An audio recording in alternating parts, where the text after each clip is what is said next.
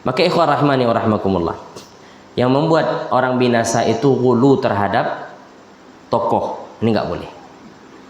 Ghulu, al-ghulu fis salihin itu adalah sebab munculnya kesyirikan di masa Nabi Nuh. Mereka ghulu terhadap orang-orang saleh. Orang saleh itu baik, bagus, tapi jangan ghulu. Dalam agama kita ini tidak ada istilah ghulu. Fanatik buta itu tidak ada. Semuanya dikembalikan kepada dalil. Sehingga dikatakan oleh para ulama kita, dikatakan bahwasanya al-haqqu la yu'rafu birrijal. Kebenaran itu tidak dikenal dengan orang-orangnya. Kemudian dikatakan i'rifil haqqa ta'rif rijalahu. Kenali kebenaran, maka engkau akan kenal siapa-siapa saja yang berada di atas kebenaran. Ini jangan dibalik. Pokoknya ustaz itu pasti benar. Nah, ini kan kebalik ini. Pokoknya apa yang disampaikan guru saya pasti benar. Ini salah.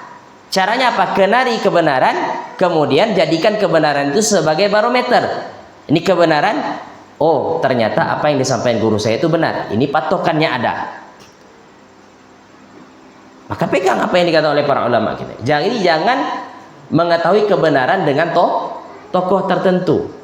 Tapi kenali kebenaran, maka engkau akan mengenal siapa saja yang berada di atas kebenaran. Ikhwan rahimani wa rahmakumullah. Berkata Imam Ahmad rahimahullahu taala, usulus sunnati indana, yakni dasar atau pondasi sunnah di sisi kami adalah at-tamassuku bima kana alaihi ashabu Rasulillah sallallahu alaihi wasallam. Berpegang dengan apa yang dipegang oleh sahabat-sahabat Nabi sallallahu alaihi wasallam. Wal iqtida'u bihim, dan mencontoh mereka. Wa tarkul bid'ah, dan meninggalkan perkara bid'ah. Kemudian,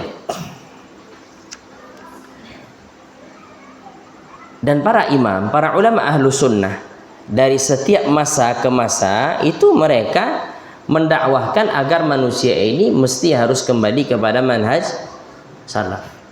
Jadi dakwah yang benar itu adalah dakwah mengajak manusia kembali kepada al-haq, bukan mengajak manusia kembali kepada dirinya, kepada individu tertentu, kembali kepada manhaj salaf, dan mengajak manusia untuk senantiasa berada atau mengikuti jalan mereka.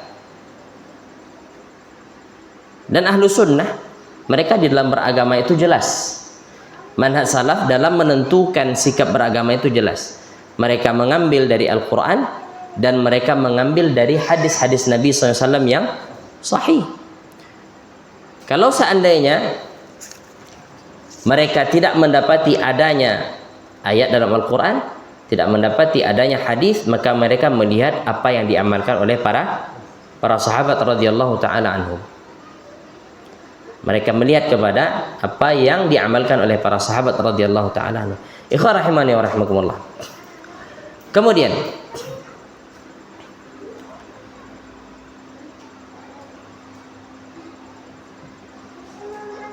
sumber di dalam, ya. Jadi kalau seandainya kita berbicara tentang akidah, maka sumber yang diambil oleh ahlu sunnah itu hanya 3 saja, tak ada yang keempat. Kalau masalah akidah dia hanya 3. Pertama Al-Quran, kedua sunnah, dan yang ketiga adalah ijma'us sahabah, kesepakatan para sahabat. Ini sumber dari pengambilan ilmu akidah. Kalau fikih, ya, yang disepakati oleh para imam, Al-Quran, sunnah, kemudian Al-Quran, sunnah, kias, analogi, kemudian adalah ijma' para ulama. 4 yang disepakati, kemudian ada dalil-dalil yang lain yang dikhilafkan di antara para imam.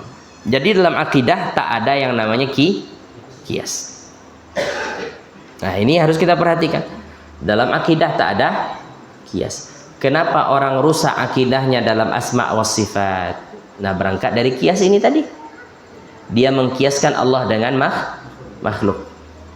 Sehingga tatkala dia mengkiaskan Allah dengan makhluk, maka untuk, ya, untuk apa namanya, untuk mensucikan Allah Ta'ala dari penyerupaan terhadap makhluk, maka dia takwil, dia selewengkan makna dari makna asli, atau dia katakan Allah tak punya sifat, Allah tak punya nama, atau dia katakan Allah Ta'ala punya nama tanpa sifat.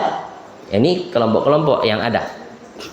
Jadi Ahlussunnah dalam menetapkan akidah hanya bersumber kepada tiga sumber. Pertama Al-Quran, kedua adalah hadis yang sahih, dan yang ketiga adalah ijma'us sahabah, ijma'u as-sahabah.